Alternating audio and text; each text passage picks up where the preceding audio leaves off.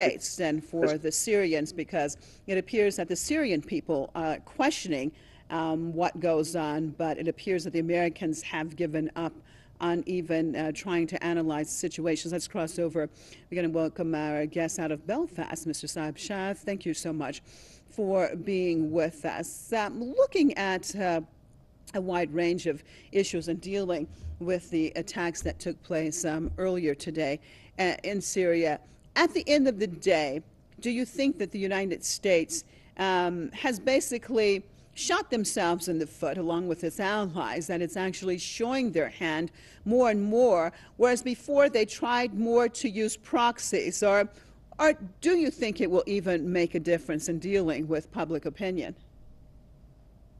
All what one starts saying is deja vu.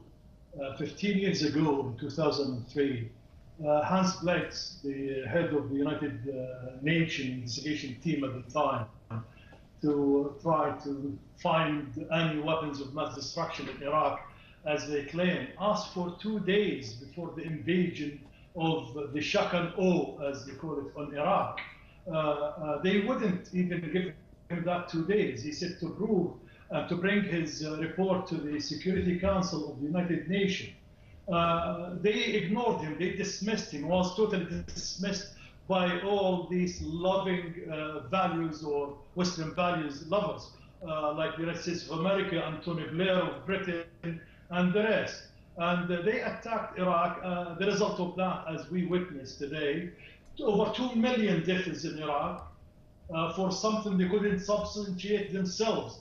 When they sent their own military, even investigating team to try even to plan something in Iraq, they couldn't prove it. We've seen how they helped in creating so many terror groups in Iraq. It's mushroomed, created sectarian wars and such a thing. So today, the United States of America done exactly the same. They didn't wait for an investigation team to arrive to Damascus, supposed to be arriving today, and goes to the countryside of Damascus, Ghouta, to start its investigation, to see what happened in there. They didn't want to wait in there because they know themselves there's nothing in there happens. It's only their white helmets, which is CIA trained. They carried that footage and the videos and the acting and the training of the people, like they committed chemical weapons, or they even committed themselves kind of chemical weapons attack to provide a pretext for the United States of America. They know this very well themselves. That's why they didn't want to wait for any investigation team to go in there and come to the Security Council and tell them there is nothing happens, or your own boys did it. So they want to carry on and try to preserve their dominance in the area, as they are really effective powers, to stay and continue milking the cow, as he called it himself, Saudi Arabia. Trump called Saudi Arabia is the milking cow. So they want to keep these Gulf states cows to be there and ready to be milked more and more and more, and involve them in a war of destruction in the Arab world and Islamic world. Going back to Belfast, and Saeb Sha'ath, sorry, I had to interrupt there. Looking at this situation, do you think that this attack, as some people are saying, is one showing the actual desperation of the regime in Washington? It's totally right. Yes, they are desperate. They want to try to show they're still the commanding power in the region, the hegemonic force in there.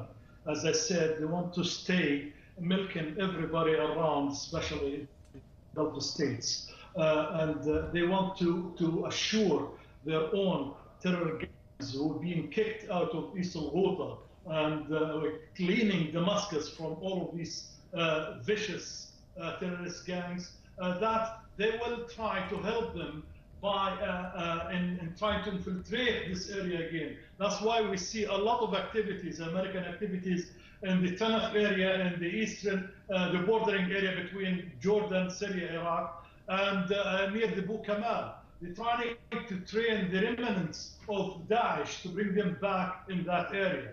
Israel is well desperate, because after their attack of the T4 and the attack of the Americans and the French and the UK in Damascus this morning proved the state, the Syrian state, is resilient, and the way it's countered, as they countered before, the F-16 and done the F-16, the Israeli airplane, which is la crème de la crème of the American military industry.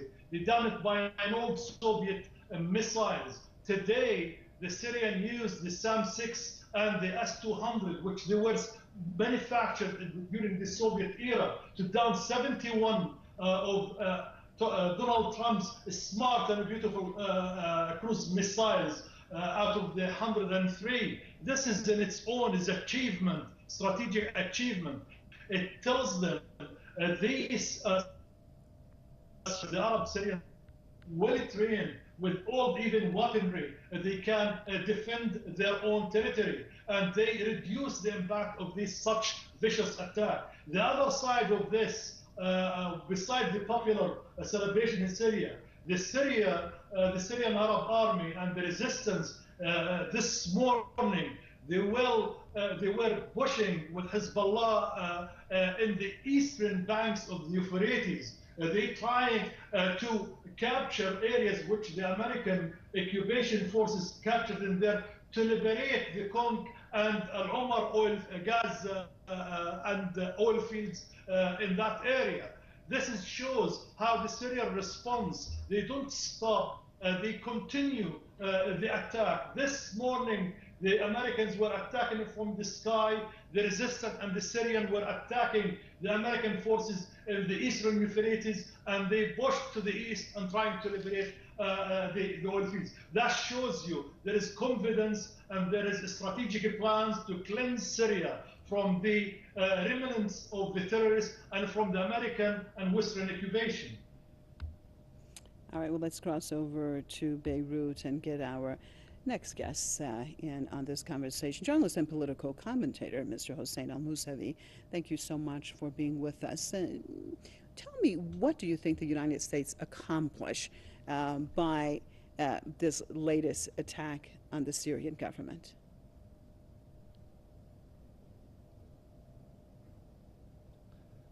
Well, today, I mean, the attack, I see it as America, the US, and the allies. However, it's the US at the forefront. They are trying to compensate for their losses in Syria, most notably after the Syrian army and its allies were able to recapture the eastern Ghouta district, and also most recently Douma, which was the last stronghold in Damascus, which was a very major stronghold for these militants. So the US today was trying to compensate for their losses because they realized or came to a conclusion that they've lost pretty much this war. We are talking more than 80 to 90% of Syrian territory now is under the full control of the Syrian government and the allies. This of course angers the US and those who support also the terrorists from Saudi Arabia and from many Gulf states. Therefore today the US launched this attack. Of course this came after days of this was pretext, the chemical weapons used, and they used it as a pretext to attack Syria, and we saw today the Syria attack, more than 100 rockets, this aggression on Syria, if I can say. However, it is sometimes an attack can go the other way around, and today, I mean, after the attack, Bashar al-Assad, the Syrian president, is stronger than ever. We are seeing these breathtaking images coming out from Syria. We haven't seen a demonstration for quite some time, and thank you to the US today, we saw popular support on the streets. People are on the streets chanting Bashar al-Assad, chanting their support for the Syrian government and the Syrian army. Therefore, if anything, this has come into the favor of the Syrian government once again, and has exposed the US and its allies, their true intentions, their true ties with these Takfiri militant terrorist groups inside Syria. So today the US hasn't achieved nothing, rather just saved face, and because there is the US credibility on the line, therefore the US as we saw earlier, Obama drew a red line, Trump drew a red line, and there is the US credibility that must be met. Therefore the US, after days and days of consultations and days of this war of words, these tweets that are, you know, making the world go crazy. Stay with me, Mr. Mousavi. I just want, so sorry to interrupt you. Stay with me, sir. Stay with me. I just want to explain to our viewers what they were watching. We just showed video, and that was actually OPCW representatives. They are in Syria. This is in Damascus, and of course we know that they were supposed to start their investigation of the alleged chemical attacks today, and then we had this missiles launched today, attacked by the U.S. and its allies. However, OPCW representatives are there in Syria, and as the Russian foreign minister has just said, Sergei Lavrov, he said that they will be continuing or starting that investigation. One that one would have thought that the investigation would have been allowed to take place prior to any entities jumping to conclusion. Back to you in Beirut, your take on that side of things with the OPCW, significance of it, and if the parties involved, the Western parties involved, were really after the truth, why couldn't they wait a couple of days and see what type of conclusion the OPCW investigation would unearth?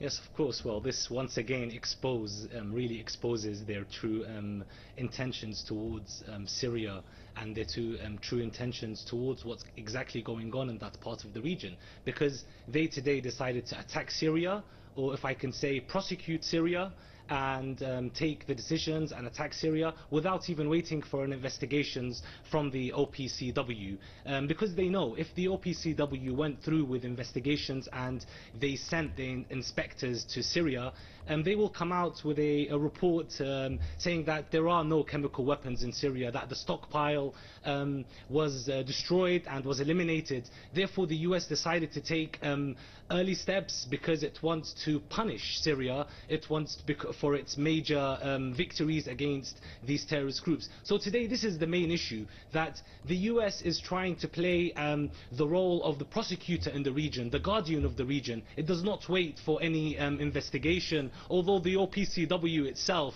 will likely, the reports will likely meet the Washington's policies. However, despite that, the US decides to go through with its policies, attack Syria, and totally turn a blind eye to international law, to international agencies, because it knows prior that the report that will be concluded at the end of the investigation will mention very clearly that Syria is free of chemical weapons, and that the Syrian government did not launch an attack. And we heard Mr. Lavrov a few minutes ago. He said there are questions that he presented to the US and to the UK. However, they did not reply to any of those questions. Why? Basically because there are no answers. It is only, as I said earlier, the US wants to compensate for the losses in Douma, in Eastern Ghouta, and in all of Syria. Therefore, the images of these inspectors doesn't really find it echoes in Washington, because it doesn't really matter. Washington does not abide by international law. It does not abide by the UN. It just wants to play as the guardian of the region and turn a total blind eye to international law and international standards. Therefore, today, after this attack on Syria, Syria is stronger than ever. Once again, unfortunately, the Arabs have been exposed. Saudi Arabia, we know that Qatar used its, one of the US air bases in Qatar was used to launch an aggression on Syria. So the US today is trying to send a message that it still has some sort of presence in the Middle East, most notably in Syria. However, what was the result? Nothing. Bashar al-Assad today is still in power. He's stronger than ever. There are demonstrations on the streets chanting his name louder than ever. All right, our viewers, you're watching us here at Press TV as we continue with our rolling coverage, of course, of the situation that has taken place in Syria and reactions across the globe since those attacks that were initiated by the United States and its French and British allies on 3 targets inside of Syria. Saeb Mousavi, when we look at the situation, we had just recently some breaking news and talking about that Russia is actually going to demand that the United Nations Security Council actually condemn the strikes that have taken place by the U.S. and its allies inside of Syria today.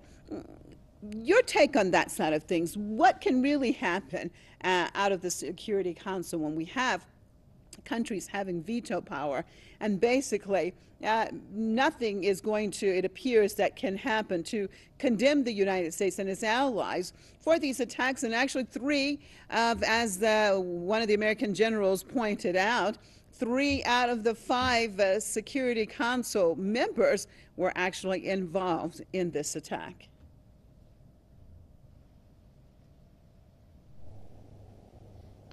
Well, of course, yes. I mean, on the international level, nothing can be really made inside the United Nations Security Council, basically because there is this very sharp split between nations. I mean, we know that the Russians and the Chinese totally, they are allies of Syria. However, on the other hand, we have the 3 member states that are against Syria and stand totally with the US policy. So nothing could be made in this regard. However, I think the Russians have called for a UN Security Council session, urgently of course, because it wants to expose the US role in Syria. It wants to expose these accusations and allegations that the Syrian regime used chemical weapons against its own people.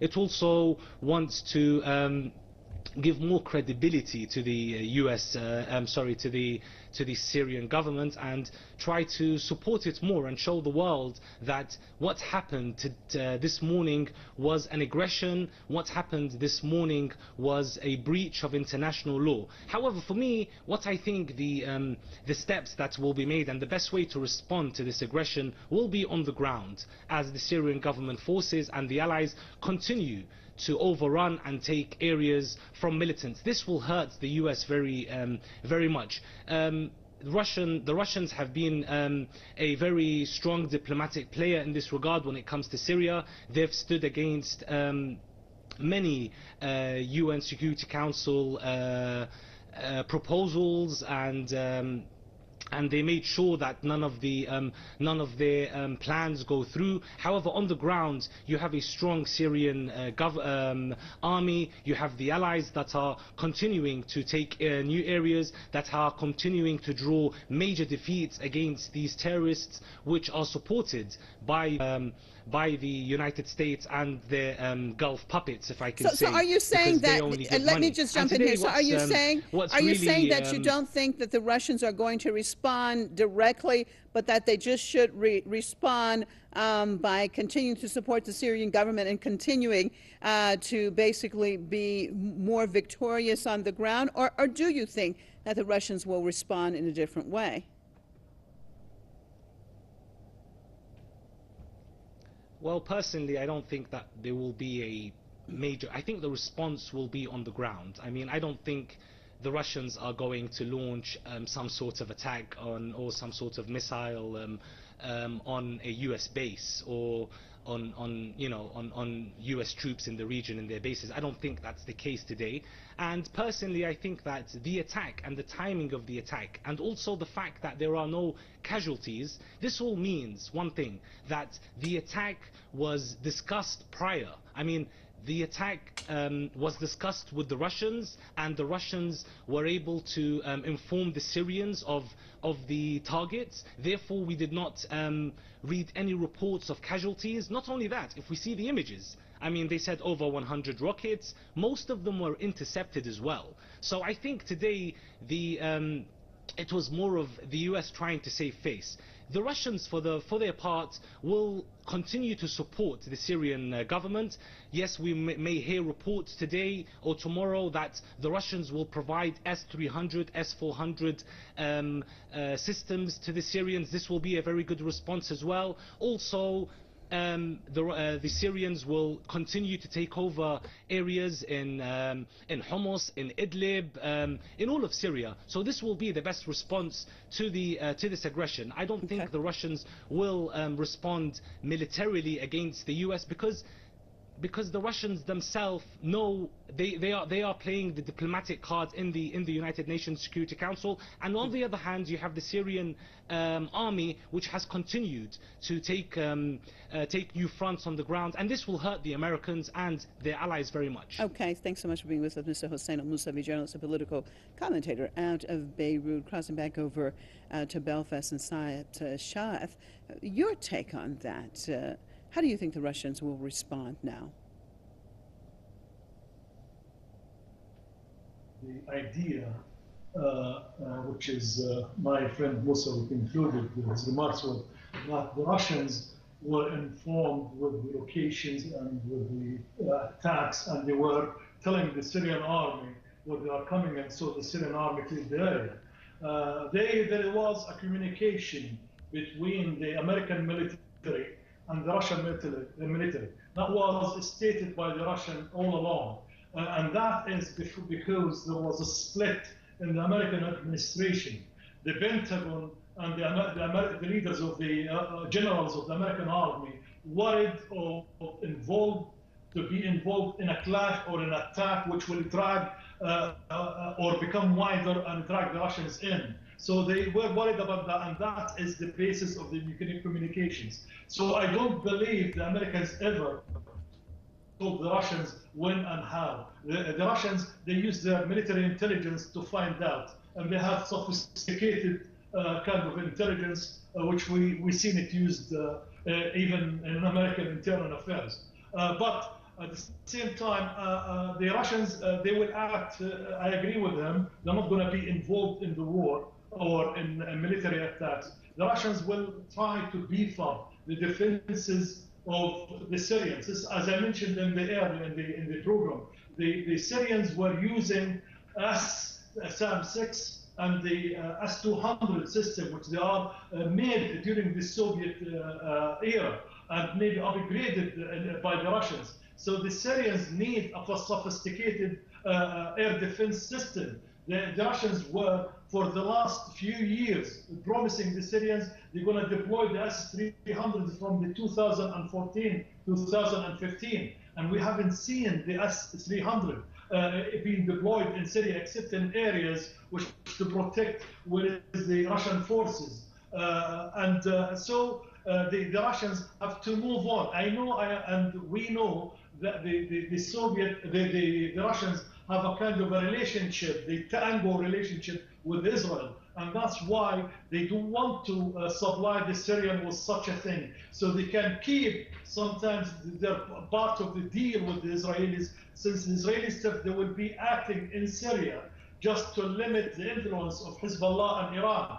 So the Russians and the Israelis in agreement to limit the influence of Iran and Russia. This is the hypocrisy of Russia in Syria. So Russia have now to take a position, even want to be an international player, like a great power, like the Soviet Union used to be, and to identify its camps of enemies and friends and allies, not to juggle between Israel and the resistance and Syria, and trying to give Israel sometimes yellow card, not a red card in the attacking. I noticed there is the language being different lately between Putin and Netanyahu, but still the Russians, for defending their own national interests, and the Chinese as well, who is their economical interest is being threatened in the region, and they are not heavily involved yet to stop being greedy and to support countries like Syria.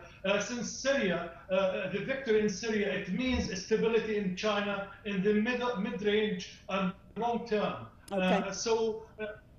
Go ahead. All right. Thank you so much for being with us out of Belfast. That's Saeb Sha'ath, political analyst. Of course,